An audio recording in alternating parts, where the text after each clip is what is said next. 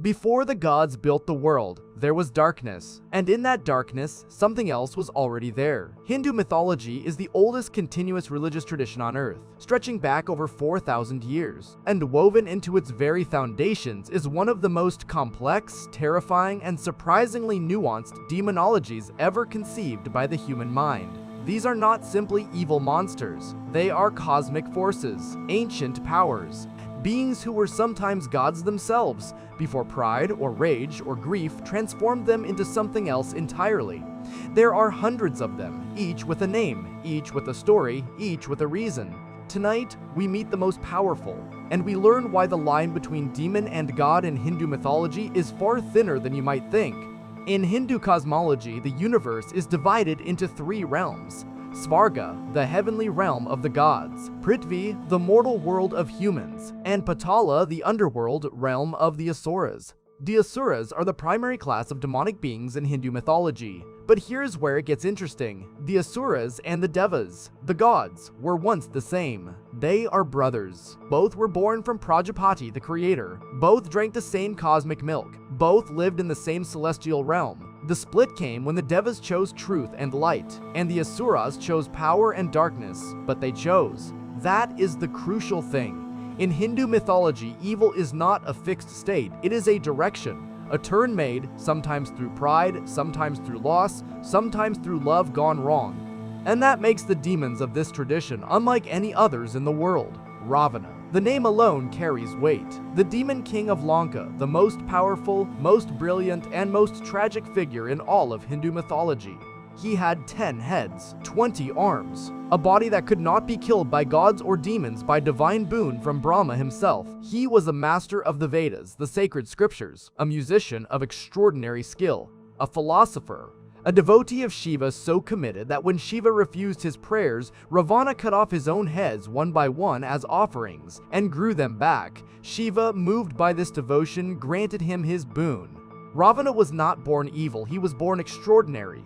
And it was that very extraordinariness, the pride, the certainty that the rules of the universe did not apply to him, that was his destruction. When he abducted Sita, the wife of Lord Rama, he did not do so out of cruelty alone.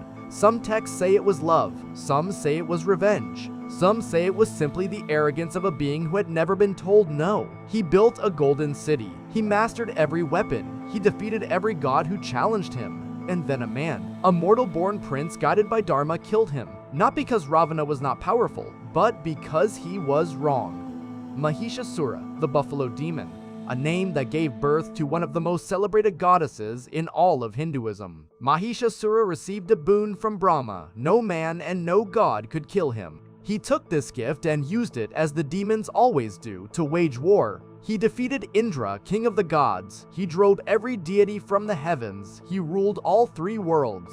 The gods, humbled and homeless, gathered in desperation. And from their combined divine energy, their Tehas, a woman was born. Durga, the goddess of war, the mother of the universe, the destroyer of demons. She was not sent because the gods had no other option. She was sent because she was the only one powerful enough.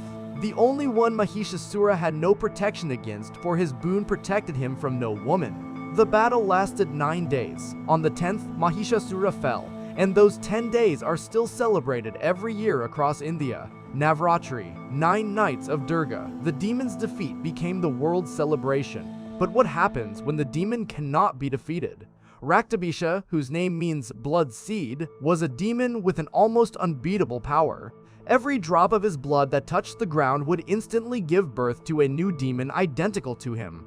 The gods fought him. Every wound they inflicted multiplied the enemy. Every sword stroke that drew blood created an army.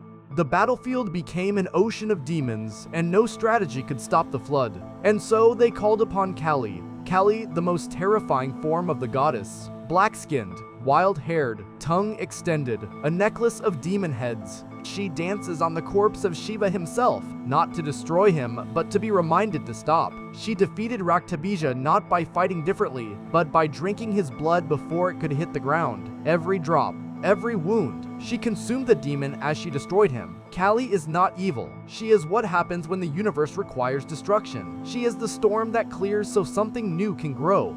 Not all demons in Hindu mythology are creatures of fire and rage.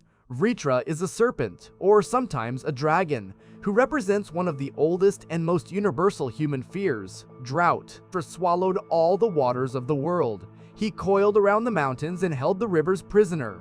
Crops died, people died, the world began to dry and crack.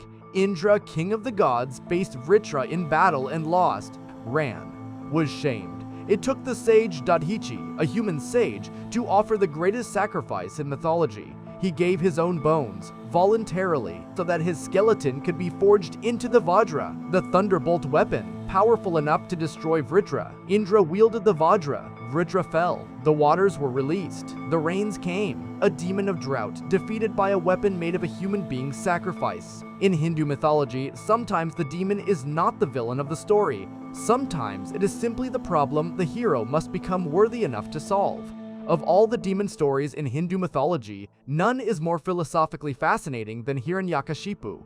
He was the brother of a demon killed by Vishnu, and his grief curdled into hatred. He performed the most extreme penance ever recorded, meditating for thousands of years until the gods themselves trembled. Brahma appeared, and Hiranyakashipu demanded the ultimate boon. He could not be killed by man or animal, by day or by night, inside or outside, on land, in water, or in the air, by any weapon created, by any being created. Brahma granted it, every condition covered. Hiranyakashipu was, for all practical purposes, immortal. He then declared himself God, forbade the worship of Vishnu, ruled the three worlds through terror.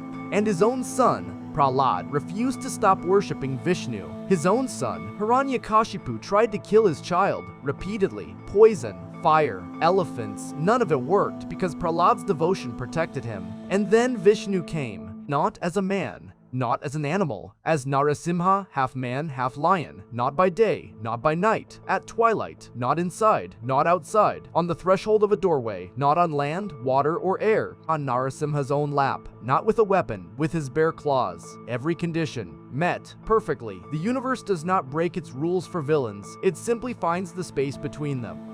Tarakasura received the most specific boon of any demon. He could only be killed by the son of Shiva. Simple, clever, devastating, because at the time, Shiva's wife Sati had just died, and Shiva, consumed by grief, had retreated into an infinite meditation. He was not going to have a son, he was not going to have anything. Tarakasura knew this. He chose this condition precisely because Shiva's grief made it effectively impossible. What followed was one of the most extraordinary plots in any mythology. The gods engineered the rebirth of Sati as Parvati. They sent Kama, the god of love, to shoot Shiva with an arrow of desire to break his meditation. Shiva opened his eyes and incinerated Kama instantly. But then he saw Parvati, and something in him remembered. Their son, Kartikeya, was born, a god of war forged specifically to kill one demon. Tarakasura was destroyed, but the cost of defeating him had been enormous. A god of love burned to ash, a universe held in terror for millennia. In Hindu mythology, no victory comes without a price. The demons always cost something. Not all demons in Hindu mythology are cosmic powers. The Rakshasas are the demons of the night, the shadows between the trees, the thing that follows you on the road after dark. They are shapeshifters, able to take any form, beautiful or monstrous. They haunt cremation grounds and forests. They disrupt sacred rituals. They prey on those who travel alone at night. In the Ramayana, it is Rakshasas who guard Lanka. It is a Rakshasi, the demoness Surpanaka, whose wounded pride set the entire war in motion when Rama's brother rejected her. The Rakshasas are not ancient cosmic forces like the Asuras. They are more personal, more human-scaled. They are the monsters that live in the darkness that is close. Not the darkness of the cosmos, but the darkness just beyond your fire's light. That, in some ways, makes them the most frightening of all. In Hindu cosmology, we are currently living in the Kali Yuga, the age of darkness. And Kali Yuga is named after a demon, not the goddess Kali, but a separate being. Kali, the demon of discord and strife. He is not a monster with fangs and claws. He is something far more insidious. He lives inside gambling dens, in places of drunkenness, in lust, and in gold, the very things human beings have always been most vulnerable to. He does not conquer by force, he corrupts from within. The Bhagavata Purana describes a scene where the great king Parikshit found a man dressed as a king abusing a cow and a bull. And that man was Kali, the demon, trying to find a home in the world. Parikshit was about to destroy him. But Kali begged for his life, and Parikshit, following Dharma even with his greatest enemy, let him live. Assigned him 4 places of residence: gambling, alcohol, lust, and greed. The demon of the age is not locked away. He was given permission to remain in the spaces humans choose to inhabit. The demons of Hindu mythology are not simply villains. Ravana, brilliant, devoted, wrong. Mahishasura, powerful, defeated, celebrated in the very festival his defeat created. Hiranyakashipu, grieving, hateful, outwitted by the precision of the divine. Kali the demon, not locked away, but living in the choices we make every day.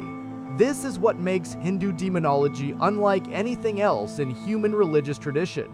The demons are not simply other, they are reflections. They are what happens when extraordinary gifts, devotion, intelligence, power, ambition turn inward. When the self becomes the only thing that matters. The gods and the demons were born from the same source, chose different paths, and the texts that tell their stories, the Vedas, the Puranas, the Ramayana, the Mahabharata, are 4,000 years old, still being read, still being chanted, still being danced. 'Tis the struggle they describe was never between gods and monsters, it was always between what we could become and what we might.